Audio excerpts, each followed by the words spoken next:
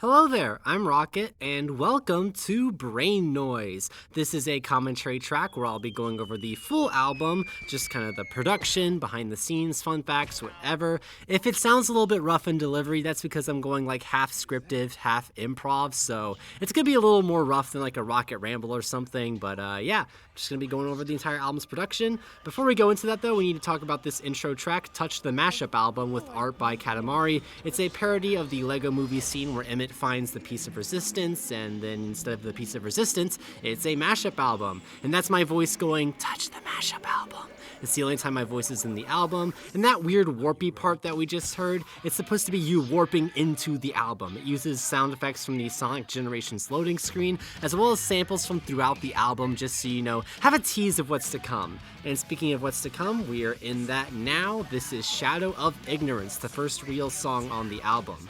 This is a mashup of Ignorance by Paramore and All Hail Shadow from Shadow the Hedgehog. It features art by Pixel Gunsmith.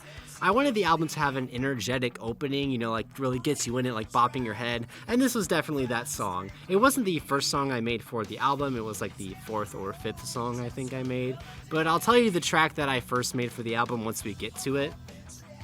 I also wanted the album to open with a Sonic mashup, because liking Sonic the Hedgehog is my defining personality trait. If you followed me for any sort of time, you know I love Sonic, I love making Sonic things, which is why Sonic music is not only on this song, but it's in 2 other songs on the album. I'm just that obsessed. There isn't a lot to say about this song's production in particular, so let's just discuss the origins of the album in general while we're here. I've always been a fan of mashup music. I've always loved it ever since I started using YouTube. I've been a big fan of Neil Cicierega and Siva Gunner, which are like 2 notable mashup of words. I can't edit it out either because it's a live recording. So I've been a fan of mashup music like Neil Cicierega and Siva Gunner. And they're like 2 prominent mashup creators if you haven't heard of them. And I started trying to make my own mashup music in early 2022, but I was really bad at it at first. In fact, I actually tried submitting my very first mashup to Steve Gunner, but they never replied, and I get why, because it wasn't that good, because it was my first one. It was a mashup between Windy Hill from Sonic Lost World and a bunch of Tally Hall songs, because I was in a really big Tally Hall phase at the time. I still kind of am. I still love Tally Hall. But yeah, they rejected it. They never replied to the email, and I get why, because it was nothing that special. So over the course of 2022, I kept practicing making mashup music, not with any sort of goal. I didn't have brain noise in mind at that point, just to make any idea that came into my head and get more practice learning the art of mashup music. None of these 2022 mashups were that great either, except for one that actually did make it onto this album, and I'll tell you which one it is when we get to it. But by early 2023, I was feeling like I was getting the hang of this mashup thing. I was proud of the stuff that I was making, and eventually I made enough solid mashups to where I thought, hey, I could do an album full of these. I could have just uploaded these mashups individually, but I prefer albums. It gives everything some neat organization. I know there's some people who prefer listening to songs individually or like in a mood playlist, but I love albums. I love it when the artist like organizes all their songs in a certain order. I like the flow. I like how they can control like the emotional beats and rhythms through it. So I wanted to do an album just like that. Another obvious influence of this album structure would be Neil Cicerega's mashup albums, even down to the name of this album.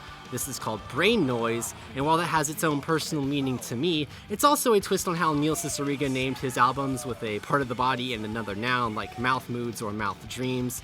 It was also Neil's albums that inspired me to create Touch the Mashup album as an intro and create a transition between each song to give the album a flow just like Neil did.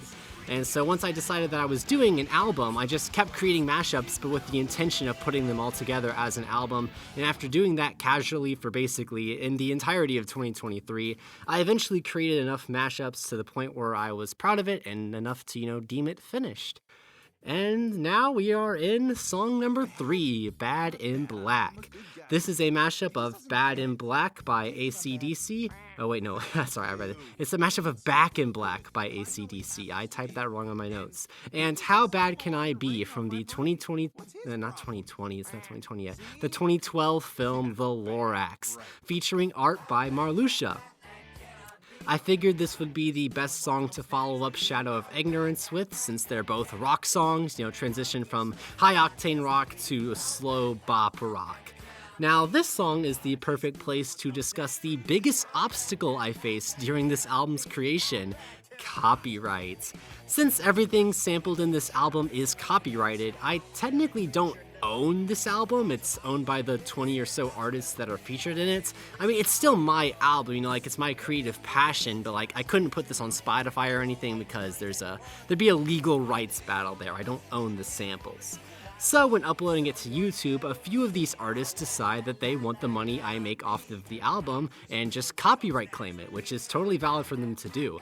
I can still upload the album with a claim, but that means I get no money off of it, which I was fine with from the start. I knew this album would never make a profit due to the samples, and this was verified by them instantly claiming the album the second I uploaded it. In the end, I think this album got 5 copyright claims, but while I was uploading demos of the album to YouTube for testing purposes, I had 6 copyright claims, and that 6th claim had to be dealt with because they didn't just claim the money, they blocked the album worldwide. That means I literally couldn't upload the album until I resolved this claim. And I'm telling you this story while Bad in Black is playing because this is the song the claim was on. This song almost caused the entire album to not get released. The claim was from AC/DC's publishers for using the instrumental to Back in Black, and I couldn't really get rid of the instrumental because the entire song's based around that instrumental. So how did I resolve the claim?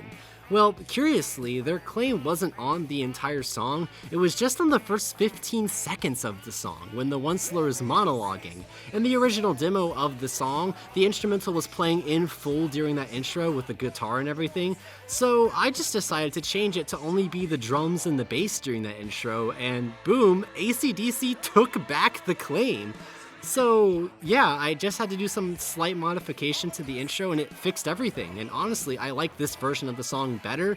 It helps you hear the Onceler's monologue more clearly, and it also lets the guitar have a stronger bang and hit the viewer harder when that first chorus comes in.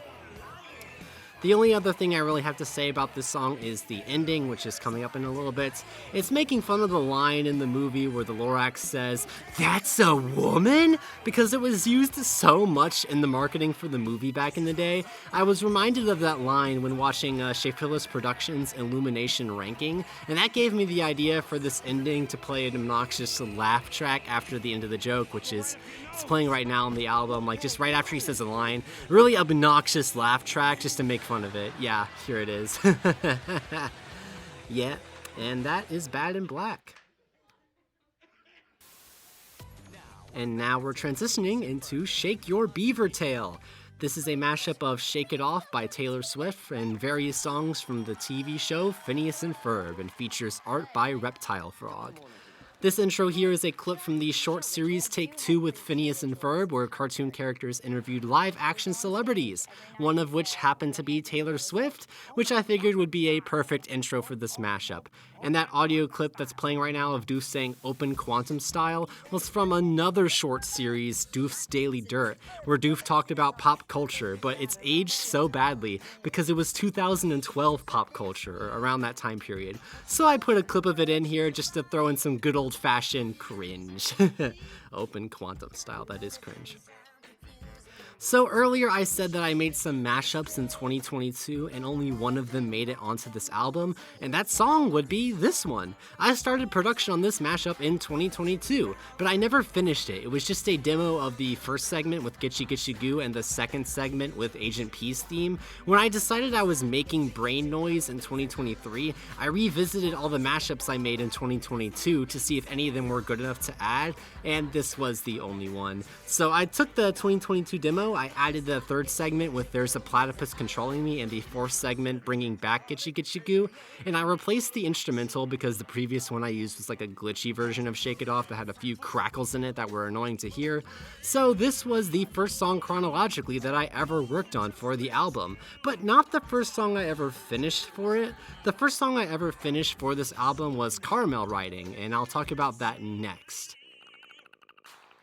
There's not really anything else to note about the production of this song, so I'm just going to be talking about Phineas and Ferb now. It is probably on the, it's not probably, it is on the album because it's my favorite show of all time. I've been obsessed with this show my entire life. When I was a kid, I made it a tradition to watch an episode of the show every single night before I went to bed. And I mean every night. It annoyed my parents a lot.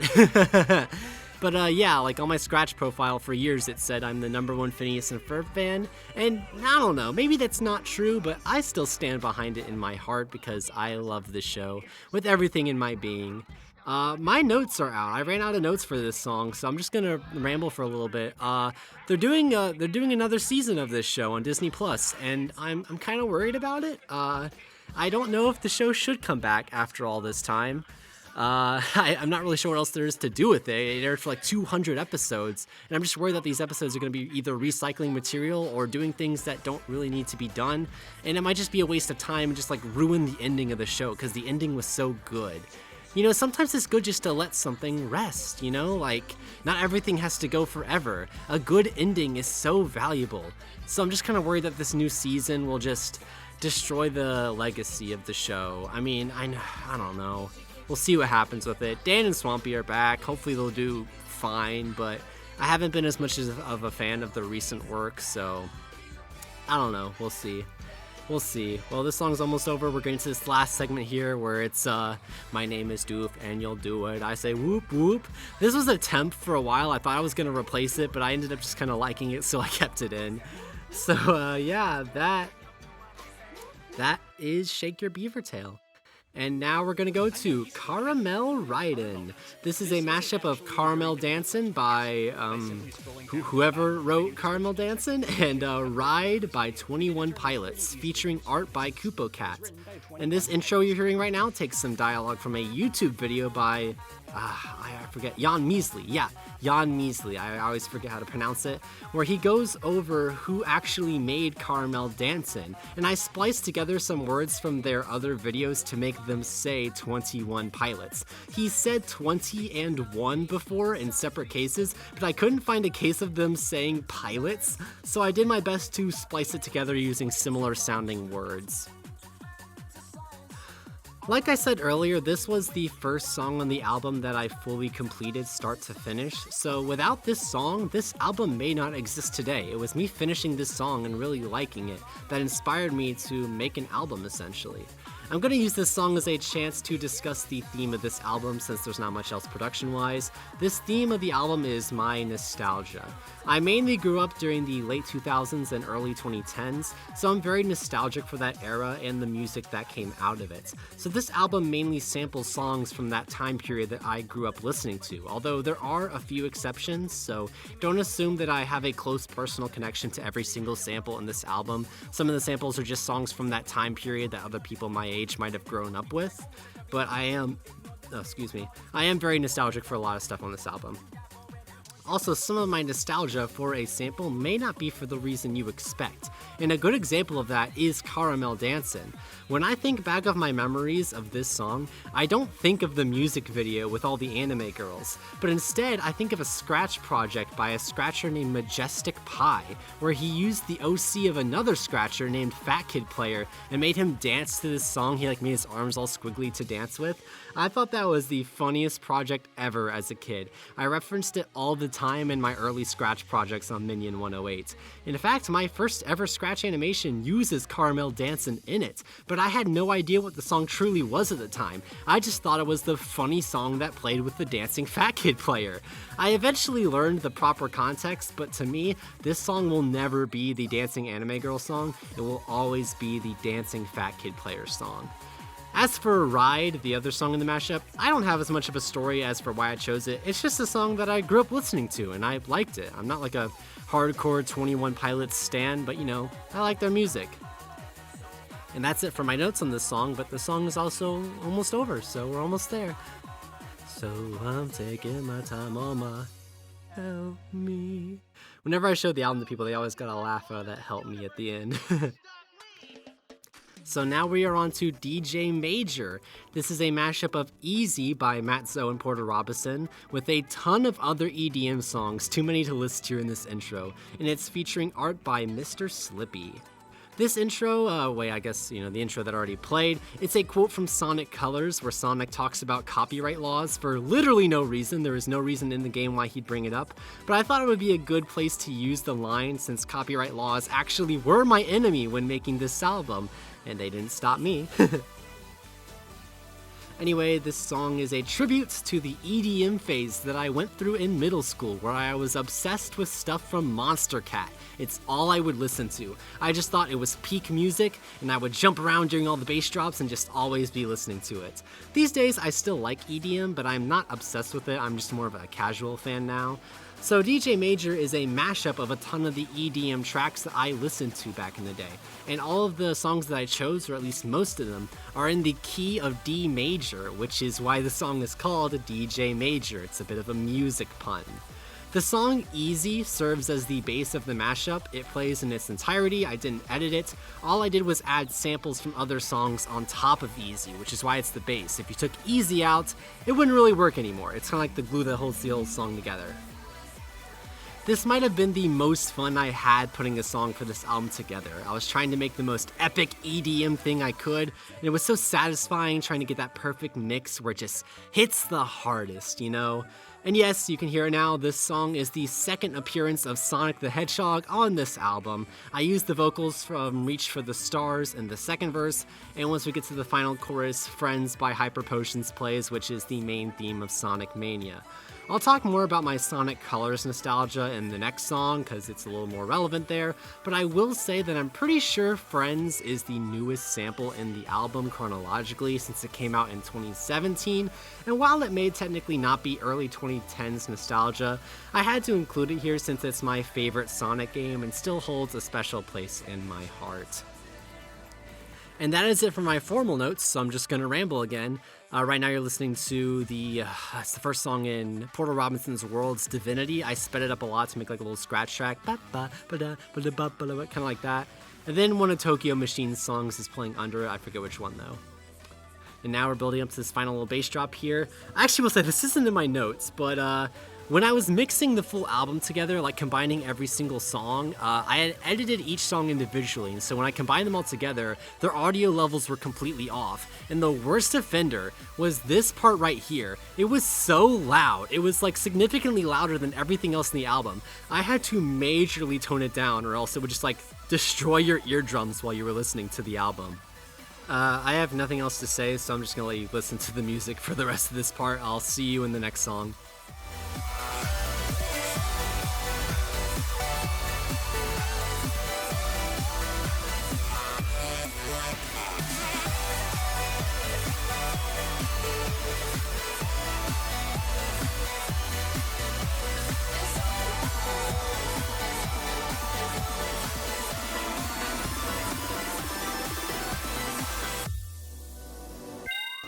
And I am back. This is Cyrus Wisp.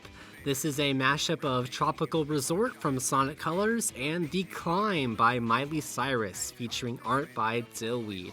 Now, I can talk about my Sonic Colors nostalgia in this song because it's more relevant now, seeing this is a Sonic Colors themed mashup.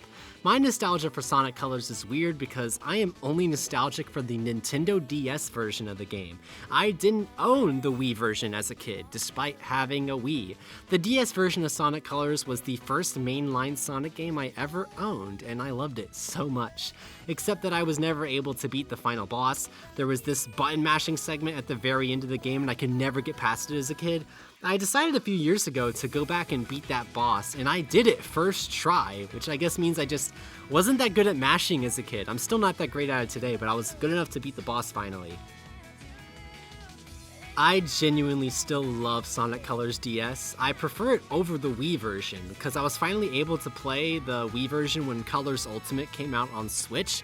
I went back and played the DS version, and honestly, I liked the DS version better. It felt more, more focused. It felt like it was utilizing that 2D better. Like, because Wii Colors is a 2D game running on a 3D engine, I don't think it's that fun to control. But Colors on the DS is designed for 2D, and I just feel like it's so much more satisfying. Aesthetically, Colors might be my favorite game in the entire series. I love the locations and the music and the vibes, it's so good. But I'm not as much of a fan of, the basic 2D gameplay and the really, really bad writing. So this mashup is just trying to take the vibes of Colors and make a nice song out of it, trying to really get to the heart of what Colors was trying to be. And I think the lyrics of The Climb fit nicely with Sonic's character. He's always determined, he's always keeping and pushing forward. So I think this is a really good song to kind of embody the spirit of Colors. The Climb is a very slow and melodic song, so it's just funny to me personally to pair it with a super fast surf rock song, and then in the chorus I just started DJing it up to make it even more electronic.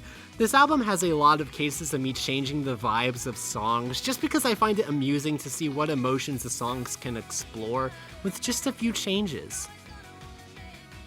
And that's the end of my formal notes, but I guess I'll say more about that DJ section while I'm thinking about it. That was really fun to mix, but the hardest part was splicing together that, yeah, it's the climb. I was having so much trouble timing that properly, because in my editor that I was making the song in, there was like magnetic placements, based on each second. I had to get rid of that magnetic placement to time all those notes properly. It was the only time on the album I had to ditch the magnetic system.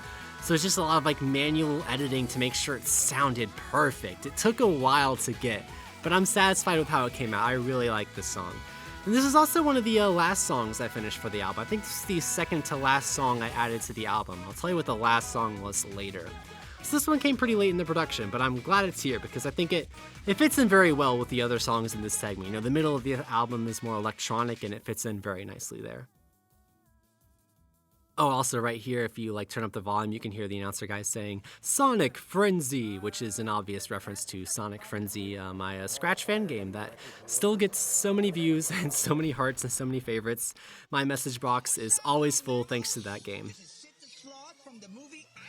And now we are at the Bruno Shuffle. This is a mashup of Finesse by Bruno Mars and the Sid Shuffle, featuring art by Because It's There. So, the Sid Shuffle, it's a thing that exists, and if you have no idea what it is, allow me to explain. It was made to promote the 2012 release of Ice Age Continental Drift, and back in those days, viral dances were all the rage, stuff like Gangnam Style and stuff. So the marketing team at Blue Sky decided to make up their own dance and try to go viral with it, and also promote the movie simultaneously. So this song never shows up in Continental Drift, the movie it's promoting. It was only used online, and they made this video of Sid doing the Sid Shuffle, and then they showed people around the world also doing the dance. I learned about this song in 2012 because back then when I was a kid, my Sunday school put on this video and had us all do the dance. They were always looking for a way to let the kids get the energy out before they listened to Bible stories, and I guess they decided that the Sid Shuffle would be a great way to do that. So I have nostalgia for the Sid Shuffle thanks to my church, and all these years later, I'm mashing it up with Bruno Mars. What a story! I have such a weird life. This is the track on the album where I did the most sentence splicing. I did it a bit in Caramellridin in the intro, but here I go full force just to make the lyrics as absurd as possible. And during the second verse, you all just heard it. I make Sid recite the Konami code, which is one of my favorite little Easter eggs I put on this album.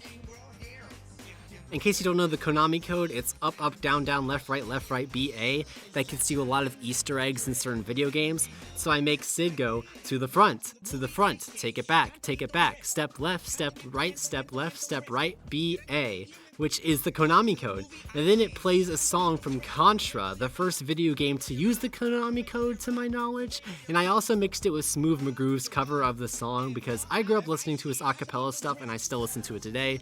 Smooth McGroove is amazing. Definitely go check him out. So that was my favorite sentence splicing I did. I also have Sid randomly say "your mom" out of nowhere during the third verse, I believe. There's a point where he says wiggle your rum, then he just pauses and says, your mom. Just because I think it's funny, the idea of just Sid running out of lyrics to say and then just going, your mom, because he thinks it's funny. So that's why I put that in there just as a joke, just to amuse myself. And I'm out of notes, but the song is almost over, so it doesn't really matter. I'll just fill time for a bit. Actually, I'm gonna drink some water real quick, so I'll be right back. Happy Meal, now with apple slices and a toy from Ice Age Continental Drift, rated PG. Disney Pixar's Wall-E, a video game, available now. Rated for everyone.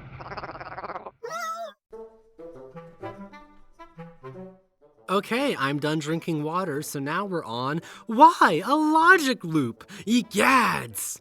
This is a mashup of Welcome to Earth 1 from the Wall-E video game and my own music, featuring art by The Vexed.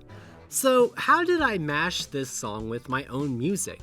Well, I took the original song, threw it in Logic as an audio file, and started adding my own instruments to it to flesh out the song.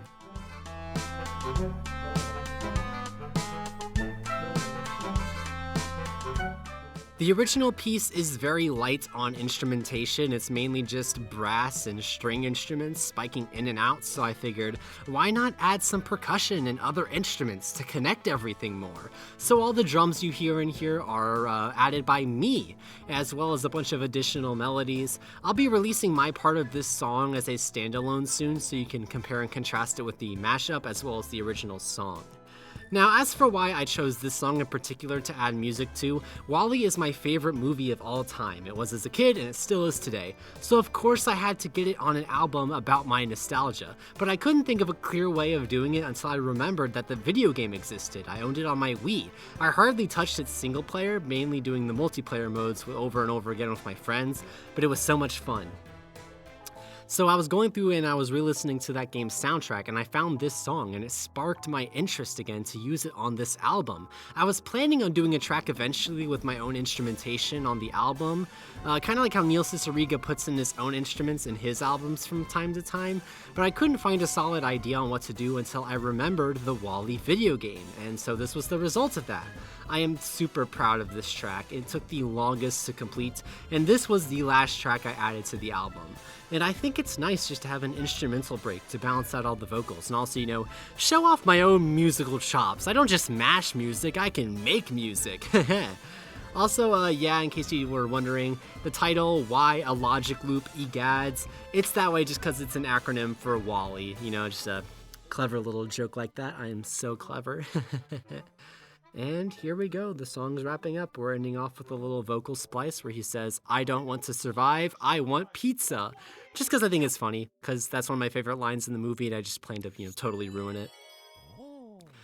So this is You Gave Me a Wing Cap now. This is a mashup of Gusty Garden Galaxy from Super Mario Galaxy and Because You Loved Me by Celine Dion, featuring art by Wildcard.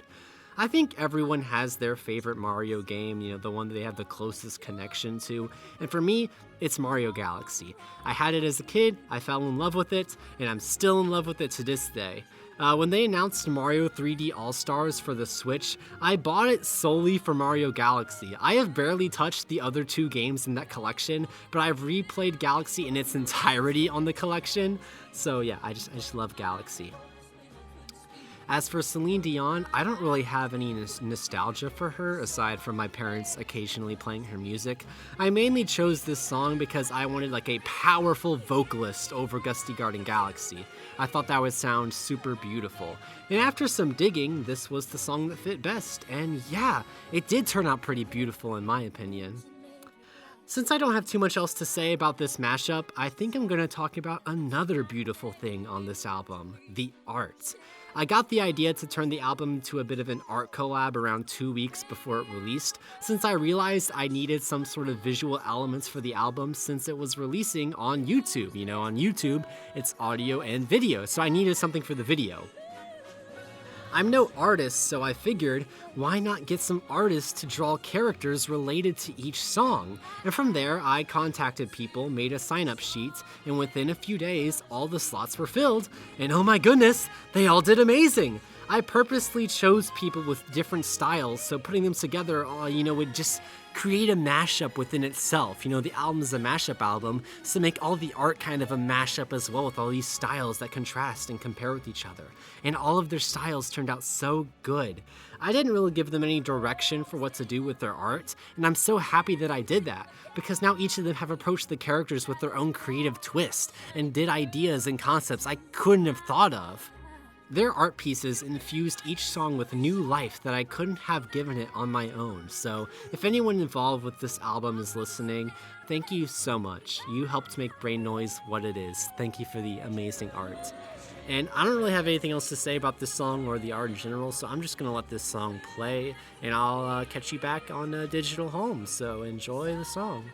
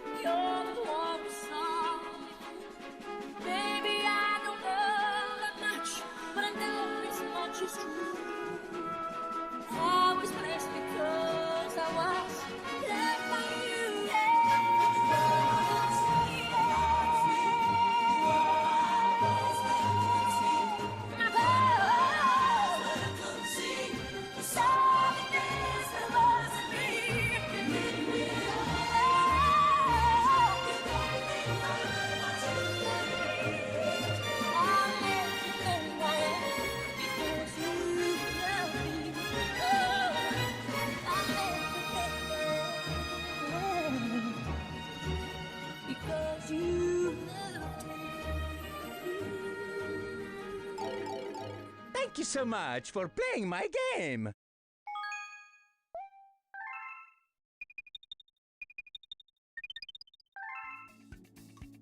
And here is the last song of the album, Digital Home. This is a mashup of Home by LCD Soundsystem and Digital Love by Daft Punk, plus a few other Daft Punk songs from their album Discovery, and it features art by Squishy.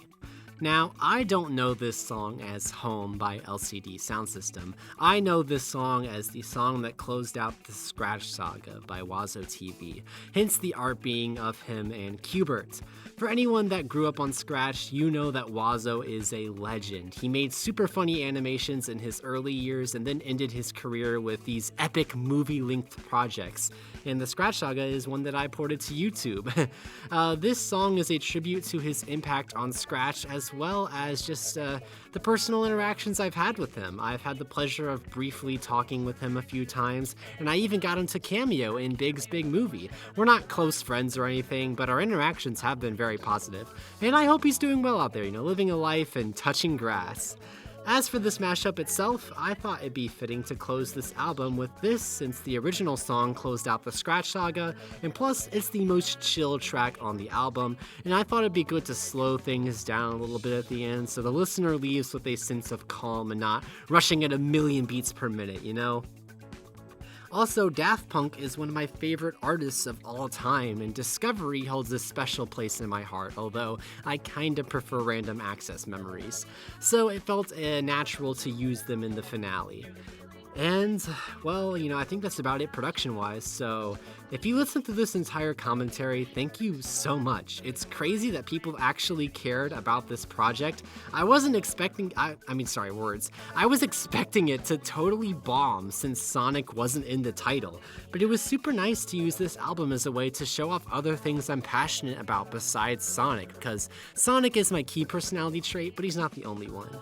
But yeah, I have no idea if I'll ever make another mashup album. This album came to exist because I had made so many mashups that I was happy with over time. So I suppose I'll release another album if I make more mashups that I like. But I don't have any plans to, currently pursue a big project like that. I'm just gonna be going back to making mashups as a casual hobby, and we'll see what happens. I just like doing weird projects like this for the sake of saying I've done them. It's why I made Big's Big Movie, to say that I've made a movie. And now, thanks to Brain Noise, I can say that I've made an album.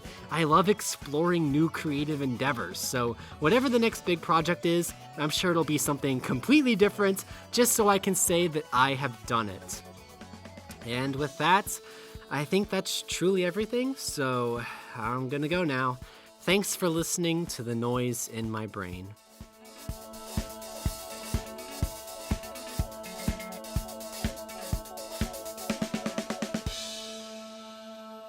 We'll make these dreams come true.